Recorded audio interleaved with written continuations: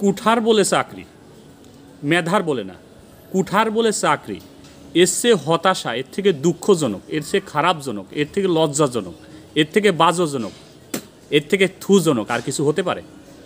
কুঠার বলে চাকরি না ভাইয়া, কথা বলতে হবে, যাই বলতে হবে রিয়েল পিওর অথেন্টিক হকালের কথা বলতে হবে। এখানে সাদাকে সাদা, কালোকে কালো বলতে হবে। বাঁচলে শহীদ, মরলে গাজী। সাদাকে সাদা, কালোকে কালো বলতে হবে। যাই বলতে হবে রিয়েল, বাস্তব, পিওর অথেন্টিক কথা বলতে হবে, যার মধ্যে কোনো ঝইঝামেলা নেই। মেধার বলে চাকরি না হয়ে কুঠার বলে চাকরি, এটা কত একটা বাজে সিস্টেম, এটা খারাপ সিস্টেম। আপনি আপনার দাদা মুক্তিযোদ্ধা ছিল না, তারা দেশের জন্য কষ্ট করছে, দেশের জন্য কাজ করছে, ঠিক আছে, সেটা আপনার বাপ সেই সুযোগ সুবিধা ভোগ করতে পারে বা তার জন্য আপনার বাপ চাকরি পেতে পারে। কিন্তু দাদার কারণে নাতি ছেলে চাকরি পাবে, মেধার জোর থাকবে না, ওই কুঠার জোর থাকবে, সার্টিফিকেট জোর থাকবে, এটাকে মেনে নেওয়া যায়? এর থেকে লজ্জাজনক, খারাপজনক, বাজেজনক, এটা বিয়াদবিজনক, নষ্টজনক আর কিছু হতে পারে না? আপনি একটা মুক্তিযোদ্ধারা দেশের জন্য কাজ করছে, তারা জীবন দিয়েছে, তারা শহীদ হয়েছে, কেউ আপনার ইনজুর হয়েছে, ঠিক আছে, তার জন্য তার ছেলে পেলে সুযোগ সুবিধা নেবে বা চাকরি নিচ্ছে, ঠিক আছে, কিন্তু তার নাতি ছেলে পেলে ছেলের ছেলে যাবে, এটা কি মানিয়ে নেওয়া যায়?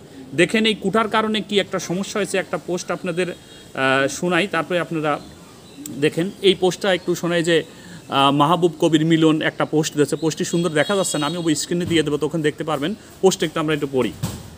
কুটার কারণে 100 নম্বরে 86 পেয়ে মেধা তালিকায় প্রথম হওয়া প্রার্থীকে চাকরি দেওয়া সম্ভব হয়নি। এখনের পক্ষে বিপক্ষে বলবেন আপনারা, সেই পোস্ট ছিল একটি, ওখানে পোস্ট ছিল মাত্র একটি। কুটার জটিল হিসেব বুঝতে হলে পিএসসির সাথে কথা বলে নেবেন প্লিজ। এই পরীক্ষায় ছিল নন ক্যাডার পদের জন্য। আমি ছিলাম নিয়োগ কমিটির সভাপতি। কুঠার নির্ধারণ করেছিলেন পিএসসির একজন সম্মানিত প্রতিনিধি সবার উপস্থিতিতে।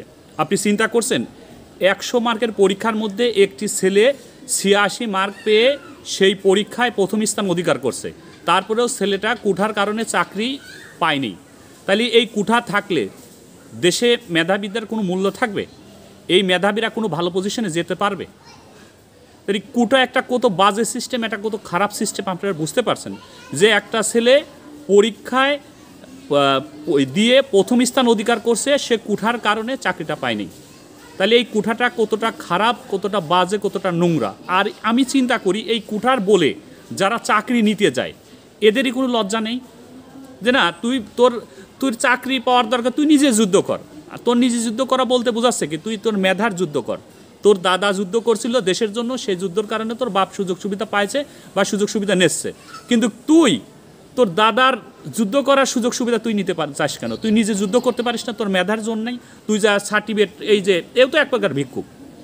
যেমন ভিক্ষুকরা বলেন বাবা কিছু দেন, এই যারা এই মেধার জোরে চাকরি না নিয়ে এই কুঠার জোরে যায়, মুক্তিযোদ্ধার সার্টিফিকেট দিয়ে চাকরি নেয় যে আমি মুক্তিযোদ্ধার নাতি ছেলে, এটাও তো এক প্রকার ভিক্ষা করার কথা। তুমি মেধার জোরে চাকরি নিতে পারো না, তুমি কুঠার জোরে চাকরি নাও। একটা ছেলে জেনারেলিতে পরীক্ষা দিয়ে সে 100-র মধ্যে 86 পায়া প্রথম স্থান অধিকার করে চাকরি পায় না, আর তুমি ভিক্ষার দ্বারা ওই কুটার জোরে, ওই মুক্তিযোদ্ধা সার্টিফিকেটের জোরে তুমি চাকরি নাও। এতে কোনো লজ্জাজনক, এতে কোনো হতাশাজনক, এতে কোনো বাজেজনক, এতে কোনো খারাপজনক, এর জন্য থুজনক আর কিছু হতে পারে? বাংলাদেশে যদি এরকম পরিস্থিতি চলতে থাকে, দেখেন নিয়োগ বোর্ডের যে সভাপতি সে মাহবুবুর কবির যে মিলন লোকটা, সে লোকটা বলছে উনি ওই নিয়োগ বোর্ডের সভাপতি ছিলেন। উনি যে ছেলেটাকে পরীক্ষায় 1 নম্বর মানে প্রথম হয়েছিলেন, 100-র মধ্যে 86 পাইছে, তাও তাকে চাকরি দিতে পারেনি এই কুঠার জটিলতার কারণে।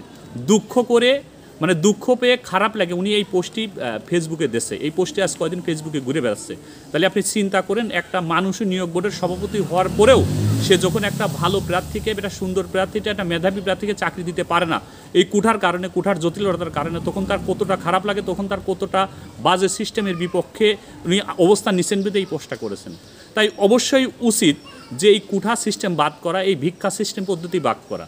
না, যারা যুদ্ধ করেছিল তাদের সন্তানরা সুযোগ সুবিধা নিয়েছে, এটা ঠিক আছে, কিন্তু তাই সন্তানের সন্তান সুযোগ সুবিধা নিয়ে এতে বাজে সিস্টেম আর হতে পারে না। তাই কুঠা পদ্ধতিকে না বলি, মেধাকে হাঁ বলি, এবং মেধার জোরে যারা চাকরি পায় তাদেরকে আমরা সম্মান করি এবং তাদেরকে আমরা সাপোর্ট করি। সবাই ভালো থাকবেন, সুস্থ থাকবেন। আল্লাহ।